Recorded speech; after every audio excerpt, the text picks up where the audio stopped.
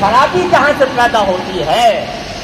وہ یہاں سے پیدا ہوتی ہے کہ تنظیم کو مقصد بنا لیا جاتا ہے، اور افسوس سے کہنا پڑتا ہے کہ اس فتنے نے مسلمان کو لڑا دیا، قتل و غارت گری تک نوبت آ گئی، مار پیٹ تک نوبت آ گئی۔ بنگلہ دیش میں جو واقعہ پیش آیا، خون کے آنسو انصاف ہوتا ہے۔ وہ جماعت حضرت مولانا محمد الیاس صاحب رحمۃ اللہ علیہ اگر آج حیات ہوتے تو خون کے آنسو ہوتے۔ حضرات، ابھی آپ نے شیخ الاسلام حضرت مفتی تقی عثمانی صاحب دامت برکاتہم کا دل کا ایک درد ہے، اس کو آپ نے سنا ہے۔ آپ حال ہی میں تنزانیہ، جو مشرقی افریقہ کا ایک بہت بڑا علاقہ ہے، کہ وہاں پر ایک تبلیغی مرکز کے اندر وہاں کے خاص ساتھیوں کو وہاں پر جمع کیا گیا۔ ان حضرات کے درمیان میں حضرت نے بڑا ایک زبردست جامع و معنی خطاب کیا۔ اس کے اندر اپنے دل کے درد کو آپ نے ظاہر کر دیا۔ اس کے چند اقتباسات یہ ہیں۔ حضرت نے خاص طریقے سے اس بیان کے اندر زور دیا کہ خرابی کہاں پیدا ہوتی ہے؟ جہاں تنظیم کو مقصد بنا لیا جائے۔ جو تنظیم میں ہے وہ میرا ہے، اور جو تنظیم میں نہیں ہے وہ میرا نہیں ہے بلکہ میرا دشمن ہے۔ حضرت نے فرمایا کہ اس طریقے سے بولنا یہ ایک فتنہ ہے۔ اگر مولانا الیاس صاحب رحمۃ اللہ علیہ آج حیات ہوتے تو خون کے آنسو اس واقعے پر بہاتے جو بنگلہ دیش میں پیش آیا۔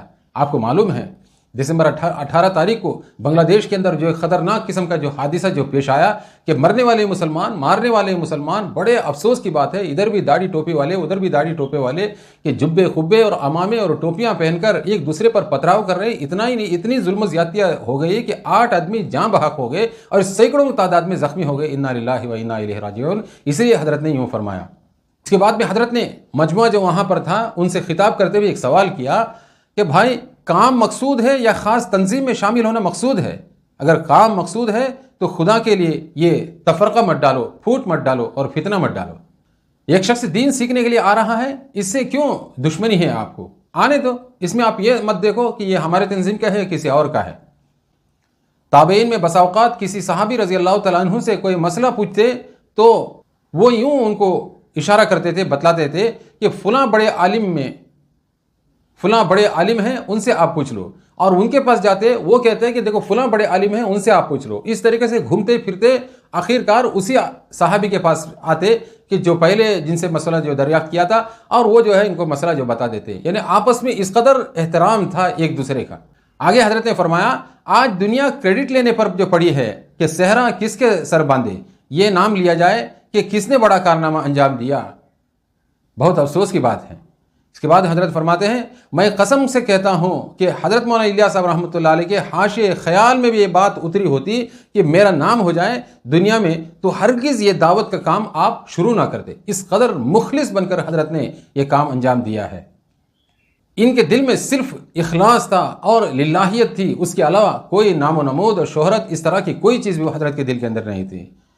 بس اللہ کے دین کو فائدہ پہنچے۔ آج لوگ اس بات میں پڑ گئے ہیں کہ جو ہمارے پسندیدہ تنظیم میں ہے، اس میں آتا ہے وہ میرا ہے، دوسری تنظیم میں جاتا ہے تو وہ میرا نہیں ہے، وہ میرا مخالف ہے اور دشمن ہے۔ ضرورت پڑے تو میں اسے لڑوں گا، مار پٹائی کروں گا، ہاتھا پائی بھی کروں گا، اور آگے بڑھ کر اگر موقع ملے قتل و غارت گری کی نوبت آ جائے گی تو میں قتل و غارت گری بھی کروں گا۔ کہاں تک اتر آئے ہیں ہم؟ جب نوبت یہاں تک پہنچ جائے تو سمجھ لو کہ شیطان نے اپنا راستہ بنا لیا ہے۔ بڑے پتے کی بات حضرت نے جو فرمائی ہے۔ میرے بھائیوں، مجھے آج اس موقع پر بات کرنے کا موقع مل گیا۔ آج مجھے بڑی خوشی ہے کہ آج اس اجتماع میں دونوں تنظیموں کے لوگ ایک ساتھ میں جمع ہیں۔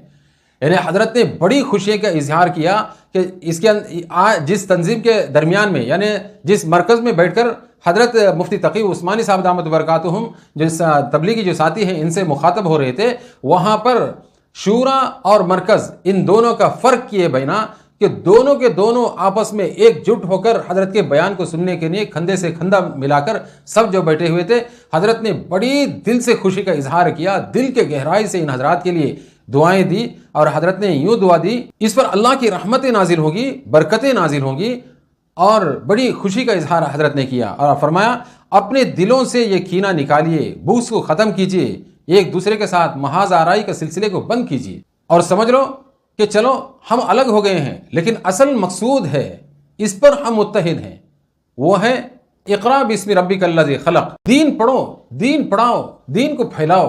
حضرت نے کتنی قیمتی بات فرمائی ہے، لوگوں کو دین کے قریب لاؤ۔ جو کوئی دوسرا دین کے قریب لا رہا ہے اس کو اپنا بھائی سمجھو، اس کو اپنا حریف اور دشمن نہ سمجھو، اخوت، پیار، محبت کے ساتھ زندگی گزارو۔ یہ حضرت مولانا الیاس صاحب رحمۃ اللہ علیہ، حضرت مولانا محمد یوسف صاحب رحمۃ اللہ علیہ اور حضرت مولانا انعام الحسن صاحب رحمۃ اللہ علیہ، ان تینوں کے انوار و برکات ہیں جس کی وجہ سے اب تک یہ کام الحمدللہ چل رہا ہے۔ لہٰذا خدا کے لیے اس کو آپسی دشمنیوں، لڑائیوں، جھگڑوں سے برباد نہ کرنا۔ جو اصل مقصود ہے اس پر عمل ہو۔ جو کوئی بھی جس لائن کا کام کر رہا ہے اہلاً و سہلاً، اللہ ہم سب کو اس توفیق سے مالا مال فرمائے۔ واقعی حضرت نے اس موقع پر ایسے جامع کلمات ارشاد فرمائے ہیں کہ حضرت کے بات کو بار بار سننے کی ضرورت ہے، بار بار اپنے دل پر لینے کی ضرورت ہے۔ حضرت نے بار بار اس بات پر زور دیا ہے کہ اصل مقصود تنظیم نہیں ہے، مقصود جو ہے کام ہے۔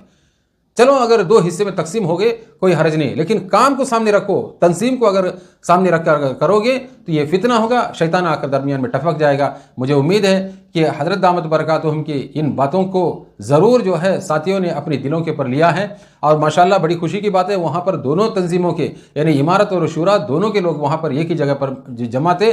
انشاءاللہ حضرت کے بیان کے بعد میں آپس کے تفرقہ بازی اور پھوٹ کو جو نکال کر مل جل کر کام کریں گے، یہ ہمیں ضرور اللہ کی ذات سے پوری امید ہے۔ اسی طریقے سے میں انڈیا کے رہنے والے تمام بھائیوں سے میں عاجزانہ گزارش کرتا ہوں، حضرت مفتی تقی عثمانی صاحب کی جو اقتباسات ہیں بیان کے، یہ میں نے آپ حضرات کے سامنے پیش کیے ہیں، اس کو بڑے دھیان سے سنیں اور اس پر عمل کرنے کی پکی جو نیت کر لیں۔ انشاءاللہ اگر آپس کے تفرقے کو ختم کر کے حضرت دامت برکاتہم کی باتوں کو اپنے سینے پر لے لیں گے، یقیناً وہی نورانیت، وہی برکتیں، وہی چاشنیاں اور وہی جو ہیں کامیابیاں اللہ تبارک و تعالی ہمیں اور آپ کو اپنے آنکھوں کے سامنے نظر آتے ہیں۔ اللہ تبارک و تعالیٰ اپنے فضل سے ہمیں اور آپ کو اپنے آنکھوں کے سامنے دکھائیں گے، جو پہلے کے اکابر کے زمانے کے اندر جو رحمتیں جو برس رہی تھی۔